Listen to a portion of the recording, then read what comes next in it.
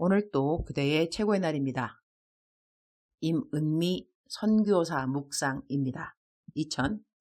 2021년 4월 12일 월요일 최고의 날.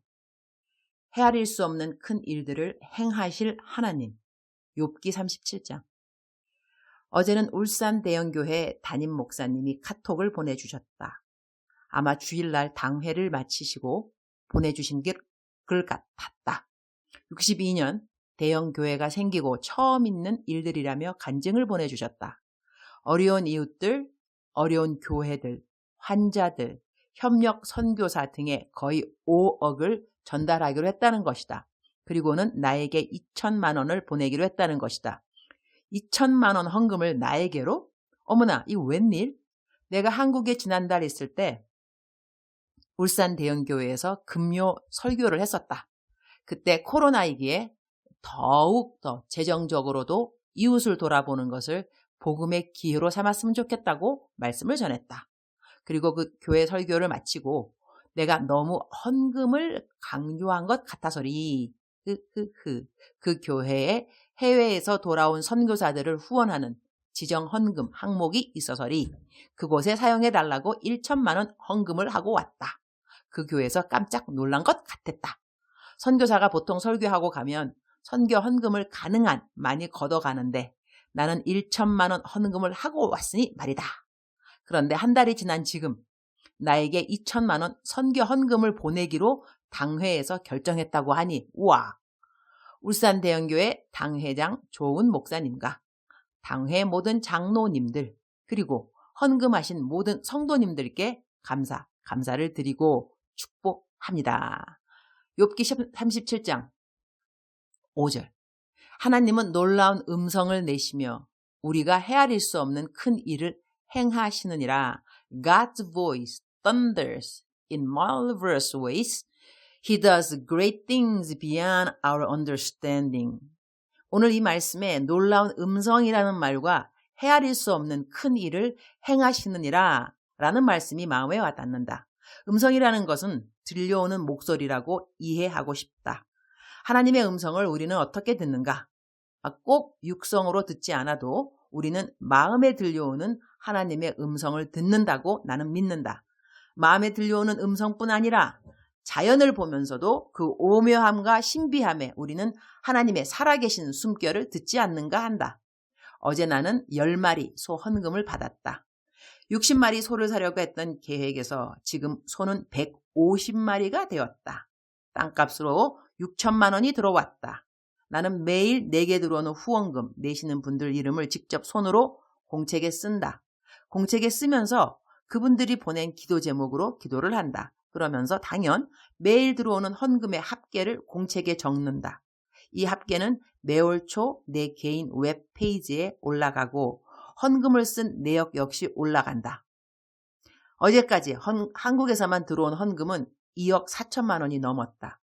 해외에서 들어오는 헌금은 월말에 합계를 내기 때문에 지금은 잘 모른다. 그런데 해외에서 들어오는 헌금은 그렇게 많지는 않다. 요즘 매달 2억가량의 헌금이 들어오는데 어제는 4월의 10일, 한 달에 3분의 1이 지났는데 헌금은 벌써 2억을 넘었다. 한국에서 매달 나를 후원하는 교회는 딱 2군데이다.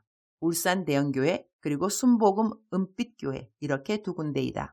그리고 나머지 후원자는 모두 다 교파를 초월한 개인 후원자들이다. 선교사 한 개인이 한 달에 2억의 헌금을 받는다는 것은 정말 놀라운 일이라고 나는 생각한다. 요즘 헌금이 많아진 이유는 자급자족을 위한 프로젝트로 소를 산다는 말을 묵상에 올렸기 때문이다. 소들 키우는 땅이 좁아서 땅을 사야 한다고 했더니 땅 사라고 헌금들을 또한 보내주셨다. 그래서 땅도 4,000평이 넘는 땅을 6천만 원에 살 수 있는 재정이 어제 다 채워졌다. 자급자족을 생각한 이유는 코로나로 인하여 재정적인 어려움을 예상해서 앞으로 선교지에서 어떻게 자급자족을 할 것인가에 대하여 나름 하나님으로부터 들은 음성이 있었기 때문이다. 하나님이 육성으로 유니스야 소를 사라 이렇게 하셨겠남요. 그러나 마음에 드는 생각으로 소를 사야 할 것 같아서 묵상에 올렸고 주님은 계속해서 소를 사라고 하셔서 나는 계속 묵상에 소 이야기를 했고 많은 분들이 소 이름까지 지어서 소 헌금을 하기 시작해서 어제로서 150마리의 소 이름이 생겼다. 소는 새끼를 벤 소를 산다. 그래야 소를 사고 난 뒤 2주 정도가 지나면 송아지를 낳는다. 지금 송아지만 20마리를 낳았다. 소젖을 짜서 팔고 있다. 오는 6월 정도 되면 한 달에 적어도 1천만 원 수익이 생긴다. 근데 그것은 60마리를 생각했을 때이니 150마리로부터 우유를 생산하게 되면 한 달에 적어도 2천만 원씩 수익을 보게 된다는 것이다. 벌써 이 일을 하기 위해 고용한 현지인들이 몇 명이겠는가? 그리고 앞으로 더 고용할 일꾼들이 몇 명이겠는가? 송아지는 키우려면 시간이 너무 걸리니 현지인들에게 한 마리씩 키우라고 주게 되면 이들 역시 자급자족의 방편이 된다. 그리고 우리는 곧 염소들과 닭들을 사게 된다. 수양회관에서 수양해 오는 모든 사람들에게 필요한 음식들은 수양회관 자체 내에서 다 해결할 수 있도록 한다. 그리고 닭들은 가난한 사람들에게 몇 마리씩 키우라고 주기 시작한다.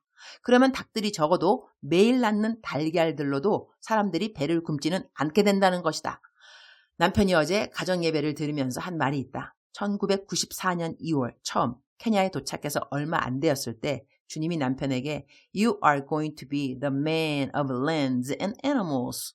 너는 땅과 가축들을 다스리게 되리라 라는 말씀을 성경을 읽을 때 하셔서 아니 선교하러 왔는데 웬 땅 이야기와 가축 이야기를 하시지? 의아해 했는데 요즘 이렇게 소가 많이 생기고 또다시 닭들도 염소도 키우게 되니 아 주님이 그때 하신 말씀이 바로 이때를 향한 말씀이구나 그런 생각을 하게 된다고 한다.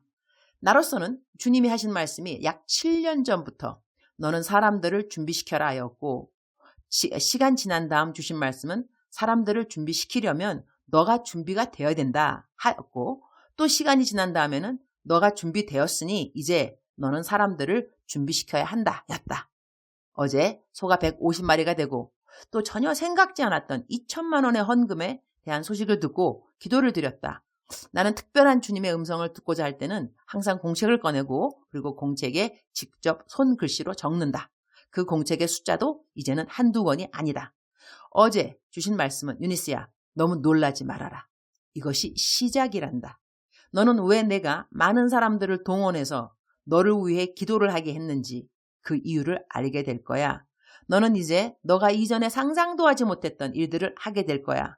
나는 너를 그동안 준비시켰고 너는 그 시간들을 잘 통과했단다. 이것이 시작이라는 것을 명심하렴. 이 외에도 주님 하신 말씀은 많이 있지만 딱히 남들과 묵상에 공유할 이유는 없을 것 같아서 여기서 마친다. 오늘 묵상 말씀. 하나님은 놀라운 음성을 내시며 우리가 헤아릴 수 없는 큰 일을 행하시느니라. 이 말씀에 나는 큰 소리로 아멘, 아멘을 외친다. 주님 오늘 또 최고의 날입니다. 무엇을 위한 준비로 주님은 저를 부르셨을까요? 나를 주님은 어떻게 준비시키셨을까요? 그리고 나는 이제 무엇을 위한 준비를 사람들에게 해야 할까요? 나는 왜 선교지에서 자급자족의 프로젝트를 시작했으며 왜 하나님은 모든 것을 갑자기 이렇게 일사천리로 그리고 넘치게 준비해 주시는 것일까요? 하나님의 음성을 늘 민감하게 잘 듣고 순종하게 하여 주옵소서. 그리고 하나님의 헤아릴 수 없는 큰 일들에 대한 기대감을 마음껏 갖게 하여 주옵소서. 그리고 저를 위하여 끊임없는 간절한 기도와 힘에 겨운 물질의 헌금들로 동역하는 모든 분들을 기억하여 주시기를 기도합니다. 주님 사랑합니다. 주님 감사합니다. 오늘 또 우리 주님 저를 보시면서 하루 종일 기쁘시면 참 좋겠습니다. 사랑하는 그대여, 사랑하는 그대여, 출석 부르고 있습니다. 대답하고 계시죠? 사랑하는 그대여. 하나님께서 우리 모두에게, 모두에게 한 사람뿐만이 아니고요. 모두에게 하나님은 special plan. God has a special plan for everyone. wonderful plan. 아주 특별한 계획을 모든 사람을 향하여서 갖고 있으십니다. 하나님이 그대에게도 wonderful plan, 아름다운 plan, 정말로 하나님께서 생각하실 때 완전한 plan, 그런 계획을 가지고 오늘 또 그대를 인도하고 계신다는 것을 그대는 믿어야만 합니다. 믿어야만 합니다. 다시 한번 반복하겠습니다.